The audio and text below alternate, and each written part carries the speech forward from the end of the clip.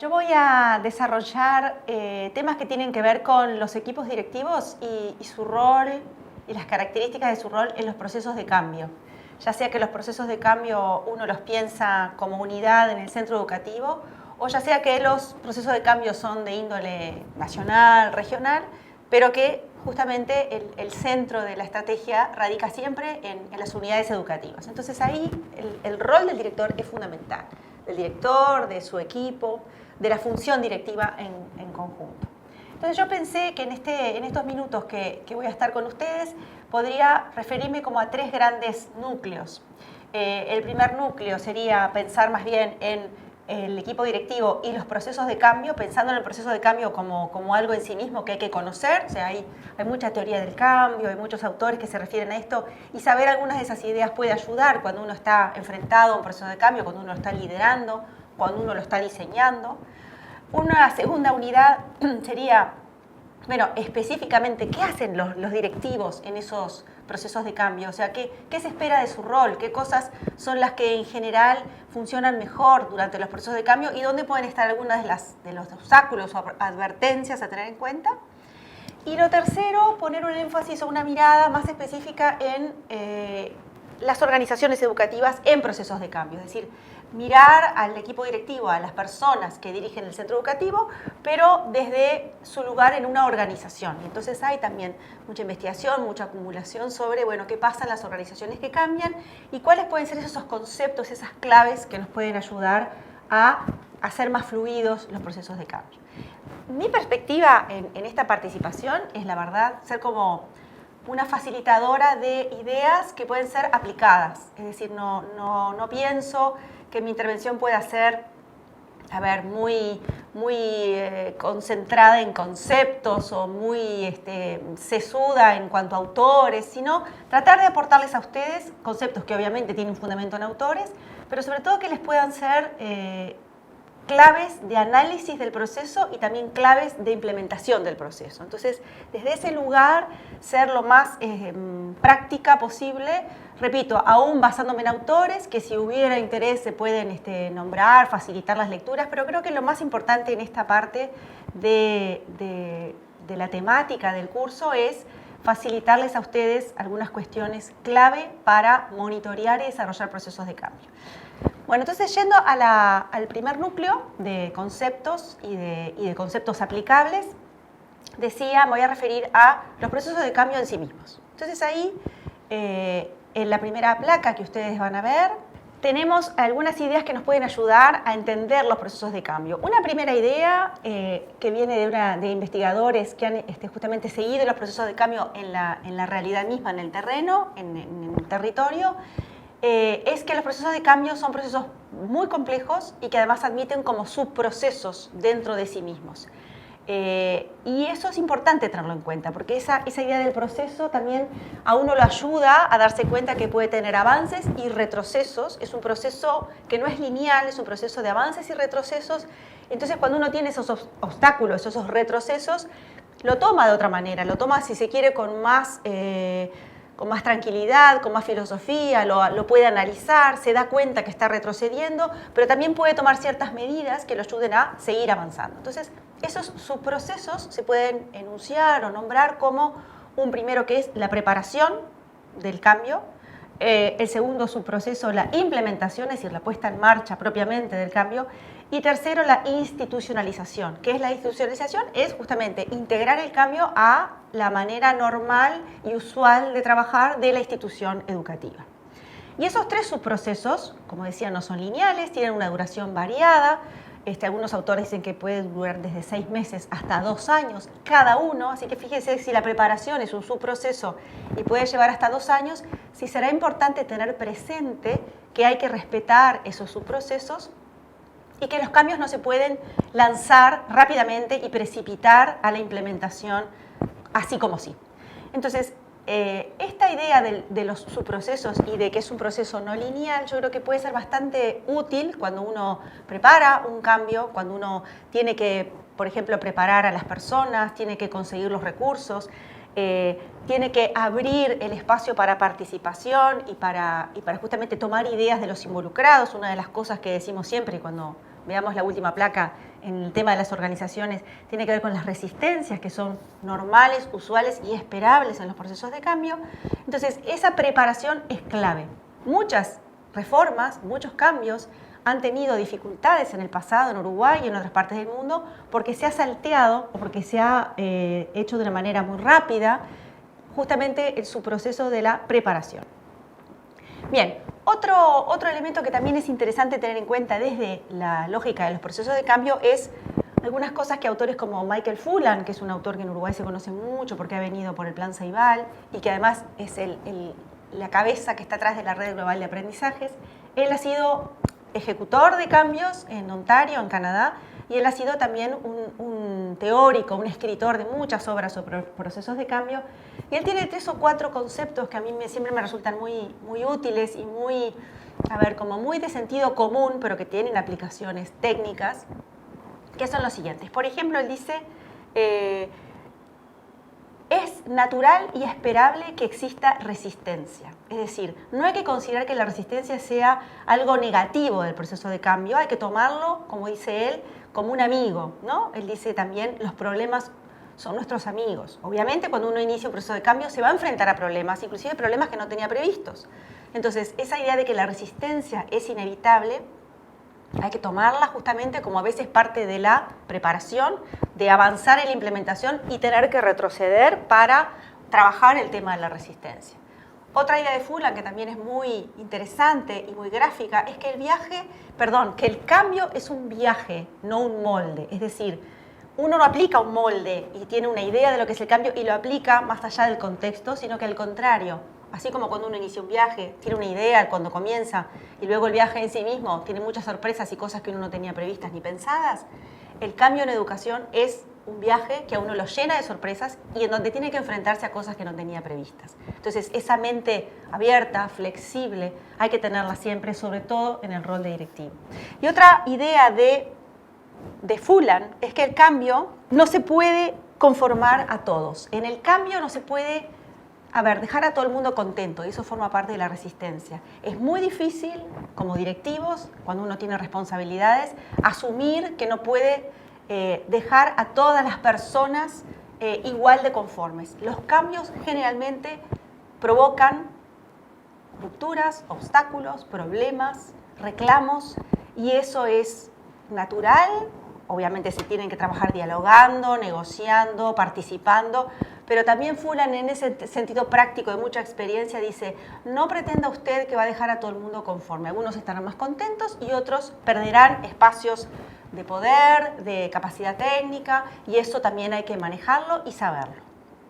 Entonces, esa primera parte que sería como, los cambios y los directivos y algunas nociones de algunos autores sobre los cambios, yo creo que es interesante tenerlos en cuenta.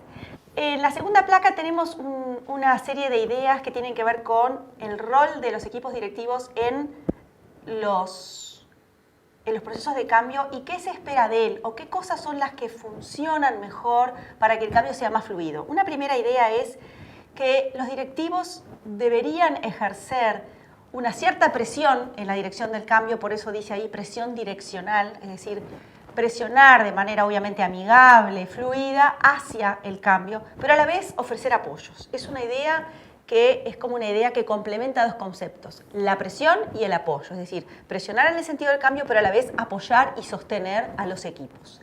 Entonces, a veces habrá que poner más énfasis en la presión, a veces habrá que poner más énfasis en el apoyo, pero en general la idea es que marchen juntos. Luego hay también algunas investigaciones bien interesantes que analizan el rol de los directivos en los procesos de cambio y establecen 3 conceptos que van también asociados. Uno es la eficiencia administrativa de los directivos. Generalmente los directivos que tienen que liderar procesos de cambio necesitan tener toda la energía focalizada en el cambio y generalmente con un liderazgo pedagógico, como es el que en general tratamos de instalar en los centros educativos, lo administrativo puede representar un problema. Entonces, lo que se ha visto en los procesos más fluidos es que el director que tiene lo administrativo resuelto eficientemente es el director que mejor gestiona el cambio. Entonces, ahí no tiene por qué ser él, evidentemente, el que lidere la gestión administrativa, sino que lo que se necesita es que tenga un buen equipo administrativo para poder liberarse de esas tareas. Un segundo concepto es la relación que establece el director o el directivo con los protagonistas del cambio. Es decir, que sea una relación más bien profesional. Si bien es importante una buena relación personal, tratar de centrar la gestión y de poner énfasis en lo profesional y en lo técnico y no tanto en lo subjetivo. Porque a veces en lo subjetivo pueden entrar otras consideraciones que afectan la capacidad de liderar de los directores. Y por último, para mí de estas tres cosas es la más importante, es la visión estratégica que tiene el director. Y vaya si uno cuando ve directivos y analiza el trabajo de los directivos, los ve trabajando en el terreno directamente, ve que el día a día, lo cotidiano, los problemas de disciplina, los problemas edilicios, los problemas administrativos, absorben mucha de la energía de los directivos, sobre todo en Uruguay.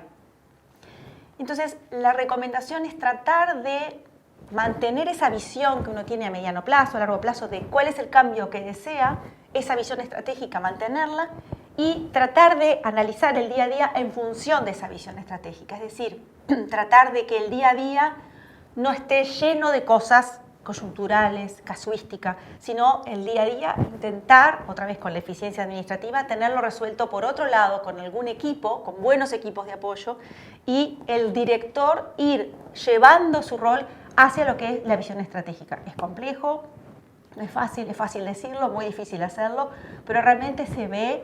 Yo, por ejemplo, he estado visitando reuniones de coordinación en enseñanza media en Uruguay y he visto directivos que en la reunión de coordinación vinculan lo que se está hablando en la reunión con su proyecto de centro. Bueno, ese es un directivo que tiene visión estratégica. Eso es un ejemplo bien concreto de visión estratégica.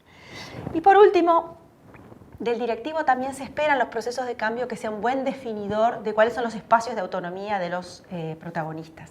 Porque también hay un tema de liderazgo en marcar los márgenes de espacio que tienen los protagonistas, los otros actores del cambio en los procesos de cambio. Es decir, a veces las personas que trabajan en un centro educativo, los docentes, la docencia indirecta, tienen dificultades en la definición de los roles. A veces los roles están definidos de una manera desde el punto de vista teórico y luego en la práctica funcionan de otra manera. Bueno, la definición de los roles es bien importante y eso es un esfuerzo proactivo y consciente y concreto que los equipos directivos pueden hacer y generalmente redunda en mejores procesos de cambio esa clara definición de los roles. En la tercera placa vemos, como anticipaba al comienzo, una profundización en el tema de las organizaciones. Es decir, uno puede hablar del cambio, de los conceptos en un sentido general, pero después cuando uno aterriza y ve a los directivos trabajando en los centros educativos, se trata de organizaciones. Y como todas las organizaciones tienen algunas características y como organizaciones educativas tienen algunas características específicas que están muy investigadas y que son bastante conocidas. Y ahí algunos de los conceptos que, por lo menos en mi experiencia, ha sido más útil emplear es, por ejemplo, el concepto de cultura organizacional, ¿no? Es un concepto muy usado, sobre el que se ha escrito mucho. A mí me ha funcionado bastante bien, sobre todo en cursos, en explicaciones, en trabajos, en investigaciones, el concepto de cultura organizacional como el conjunto de definiciones de la realidad que comparten los actores y que la han ido construyendo trabajando juntos. Es la manera de ver el mundo que un conjunto de personas trabajando cotidianamente construyen. Y esa cultura organizacional es propia de cada centro educativo. Y si ustedes trabajan en diferentes centros educativos o han trabajado en diferentes centros educativos, a mí me ha pasado que uno ve una cultura en un lugar y ve otra cultura en otro. Es decir, se definen las cosas de diferente manera, aún en una misma sociedad, en un mismo sistema educativo. Entonces, esas definiciones de la realidad, lo que está bien, lo que está mal, lo que es justo, lo que no es justo, de lo que se puede hablar, de lo que no se puede hablar o no se debería hablar, cómo se definen las cosas, por ejemplo, qué es enseñar bien, qué es la educación, cómo está bien evaluar, qué espero de los estudiantes. Todas esas definiciones de la realidad que son propias de un sistema educativo, de un centro educativo, créanme que, bueno, ustedes lo deben experimentar, tienen matices bien importantes entre centros. Entonces, en los procesos de cambio, es importante saber y conocer cuál es la cultura de la institución y tomarse un tiempo para definir esa cultura, ¿no? Sobre esos conceptos que decía recién, qué es enseñar, qué es evaluar, cómo se debería enseñar bien, qué es lo que se debe hacer en el aula, por qué. Y hagan la prueba, pregunten en un centro educativo estas cosas a las personas de manera individual y verán que recogen respuestas diferentes. Entonces, un esfuerzo de construcción colectiva en ese sentido, de construir una cultura común, puede ser un primer paso para un proceso de cambio bien fluido, respetando las diferencias. Puede haber subculturas, puede haber definiciones diferentes. Lo que hay que ser es consciente de esas cosas para luego, cuando uno implementa el cambio, saber dónde pueden estar los apoyos y los obstáculos, porque también el proceso de cambio o la innovación que uno quiera implementar trae su cultura propia y el grado de ajuste entre la cultura del cambio y la cultura de la institución va a definir en gran medida las posibilidades de desarrollo de ese cambio. Así que el concepto de cultura organizacional creo que es bastante útil e interesante. En segundo lugar, tener en cuenta que cuando uno quiere hacer un cambio profundo, los cambios más profundos en instituciones son los cambios culturales. Por ejemplo, quiero cambiar la manera de definir la enseñanza en el aula. Es un cambio importante. ¿Por qué? ¿Qué supuestos tengo sobre eso? Bueno, tener en cuenta que cuando uno cambia comportamientos, conductas, como uno hace las cosas, como uno las registra, como uno las escribe, eso no es sinónimo de un cambio cultural. O sea, uno puede lograr un cambio de comportamientos, pero en definitiva quizás no está cambiando las cosas tan a fondo como quisiera. Entonces, tener en cuenta esa diferencia es relevante, porque a veces pasa eso que se dice de que todo cambia, pero nada cambia en realidad. Bueno, porque quizás no se ha ido a lo profundo. Y yo creo que el concepto de cultura organizacional puede ser uno de los conceptos que más ayude a ir a lo profundo. También otro tema organizacional que es interesante manejar desde la dirección de los centros educativos es lo relativo a la comunicación y al manejo de la información. En los procesos de cambio se producen muchos movimientos de información y de comunicación que es necesario tenerlos fluidos. Obviamente, cuanto más transparente la información que se da, cuanto más democrática la circulación de la información, cuanto más abierta la comunicación, mejor para el proceso de cambio. Y a veces en algunas organizaciones esto no está dado, esto hay que trabajarlo, hay que construirlo, hay que hacer un esfuerzo consciente para hacerlo. Entonces es bueno tenerlo en cuenta cuando uno está diseñando un cambio, cuando uno está iniciando un cambio, revisar también el tema de la comunicación de la información. Y a veces hay informaciones que no tienen por qué circular para todo el mundo, hay cuestiones reservadas sobre los estudiantes y demás. Bueno, tener claro qué información tiene que llegar a quién, qué a quién es importante. Y eso de repente requiere un protocolo o un instructivo o un esfuerzo consciente del colectivo docente y del colectivo de los directivos y de los docentes para hacerlo bien. Y por último, y no menos importante, más bien muy importante, es el rol del equipo directivo, del equipo de conducción, del equipo de gestión en lo que es la construcción de una visión compartida, ¿no? De lo que a veces Fulan llama construcción de capacidades. Es decir, cuando uno está desarrollando un cambio, está desarrollando una visión, está desarrollando muchas veces un sueño que necesita un aterrizaje y ese sueño o esa visión necesita también de una construcción consciente. Es decir, por ejemplo, una manera de construir esa visión es cada tanto en las reuniones o en los actos o en los esfuerzos colectivos, en las instancias colectivas, reforzar esa visión. Bueno, nosotros qué estamos buscando con esto, hacia dónde vamos, cuáles son nuestros objetivos, y eso de manera regular en diferentes eventos, en diferentes hitos que cada uno elegirá, realmente redunda muy positivamente en el proceso de cambio, porque a veces se maneja como con un pensamiento un poco mágico, de que bueno, yo estoy convencido que el cambio es bueno, entonces la gente se va a convencer también y esto va a avanzar.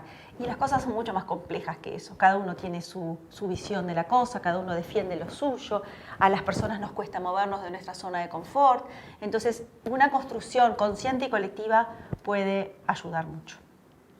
Bueno, en definitiva espero que todo esto sea útil y que sea comprensible, y si no, estoy a las órdenes. En la placa que viene última de todo viene mi dirección de mail y quedo a las órdenes a través de ese mail de la ANEP.